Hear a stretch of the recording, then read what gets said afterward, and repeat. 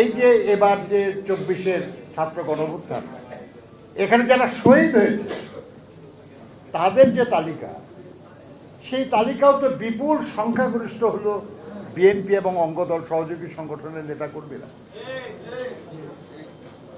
তাহলে কারা বেশি অংশগ্রহণ করেছে? তাহলে সেই অনুযায়ী গুরুত্ব পাওয়া উচিত না? কিন্তু আমাদের কিছু কিছু দলের, কিছু কিছু সংগঠনের কিছু লোকের কথা মনে হয় যেন তারাই সব করে ফেলছে। কথার ইঙ্গিতের ভাবে মনে হয় যে ভিতরে ভিতরে তারাই সব করেছে আর কি। এ ভাই, ভেতরে ভেতরে করেছেন, কিন্তু বাইরে আসতে সাহস পান নাই কেন? আমরা বাইরে এসে তো জেল কাটলাম, আমরা তো বাইরে এসে খুন হলাম, বাইরে এসে আমরা আহত হলাম। আপনারা তো আরো 2 বছর আপনারা ওই ভিতরে থেকে থেকে লড়াই করতে পারতেন, কেউ তো বুঝতো না, আপনাদের চিন্তা না। এই লড়াই কৌশল হতে পারে, কিন্তু এই লড়াইয়ে জেতা যায় না। যদি আমাদের সাধারণ মানুষরা এই রামপুরায়, এই আপনার এই যে সাইনবোর্ডে, আপনার নারায়ণগঞ্জে, আপনার উত্তরায়, টঙ্গীতে, এসব জায়গায় যদি সাধারণ মানুষরা না নামতো, তাহলে খালি ঢাকা শহরের কিছু কেন্দ্রস্থলের কিছু লোক লড়াই জেতা যেত না। আর এই সাধারণ মানুষরা এরা কারা? কারা তাদের সংগঠিত করে? আমি আপনার না জানলে পুলিশ তো ভালো জানে, যে জন্য না গ্রেপ্তার করছে, না গ্রেপ্তার করতো না। এই জিনিসগুলো আমাদেরকে মনে রাখতে হবে আর কি। আমাদের মনে রাখতে হবে যে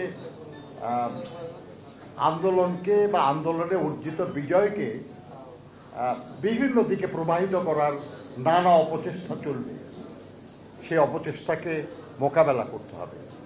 মোকাবেলা করতে হবে কারণ আমাদেরই বেশি মানুষ গুম হয়েছে, আমাদেরই বেশি সহকর্মী খুন হয়েছে, আমাদেরই বেশি সাথীরা অত্যাচার নিপীড়নের শিকার হয়েছে। কাজেই তাদের দিকে তাকিয়ে, তাদের স্মৃতিকে মাথায় রেখে আমাদেরকে এই যে আন্দোলনের ফসল, এই ফসলটা জনগণের কাছে পৌঁছে দিতে হবে। আর সেই লক্ষ্যে আমাদের আন্দোলন সংগ্রামকে এগিয়ে নিয়ে যেতে হবে। আগামী নির্বাচনটা আমাদের সেই আন্দোলনেরই একটা অংশ। নির্বাচন ছাড়া তো গণতন্ত্র হয় না। সেই গণতন্ত্রের স্বার্থে, গণতন্ত্র প্রতিষ্ঠার লক্ষ্যে একটা অবাধ সুষ্ঠু নির্বাচন হোক।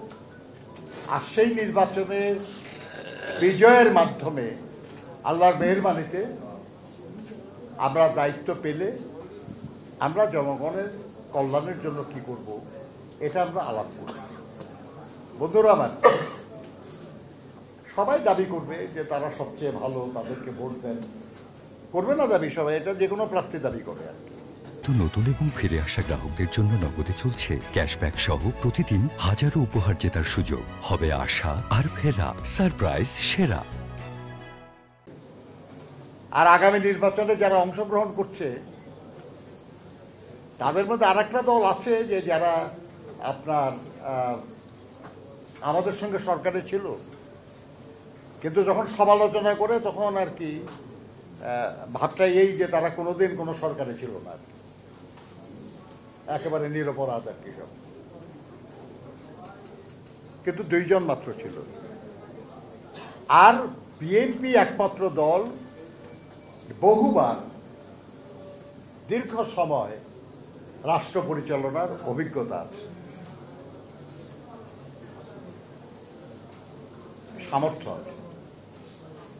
সেই সামর্থ্য এবং অভিজ্ঞতা নিয়ে আমরা জনগণের সামনে যাব এবং তাদের সমর্থন নিয়ে দায়িত্ব পেলে আমাদের সমস্ত অভিজ্ঞতা এবং সেই অভিজ্ঞতার মধ্যে আমরা যে ভুল করেছি সেই অভিজ্ঞতাও আছে, যাতে আমরা সংশোধন করতে পারি।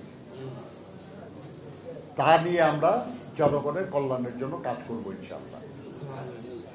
এই কথাগুলি বলতে হবে বা এই কথাগুলি রেলিভেন্ট এই শহীদ মিলনের আলোচনা এই কারণেই যে ডাক্তার শহীদ মিলন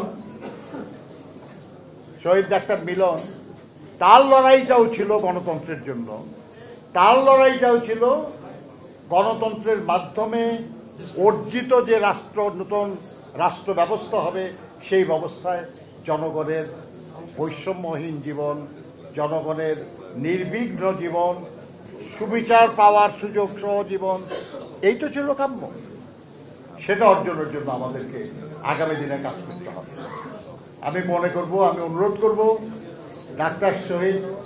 শহীদ ডাক্তার মিলন এবং অন্যান্য যারা আমাদের বিভিন্ন আন্দোলনে শাহাদাত বরণ করেছেন, মহান মুক্তিযুদ্ধে যারা শহীদ হয়েছেন, তাদের সবার স্মৃতিকে যেন আমরা সবসময় মনে রাখি এবং সেই অনুযায়ী আগামী দিনে আমরা এগিয়ে যাই। আপনাদের সবাইকে ধন্যবাদ।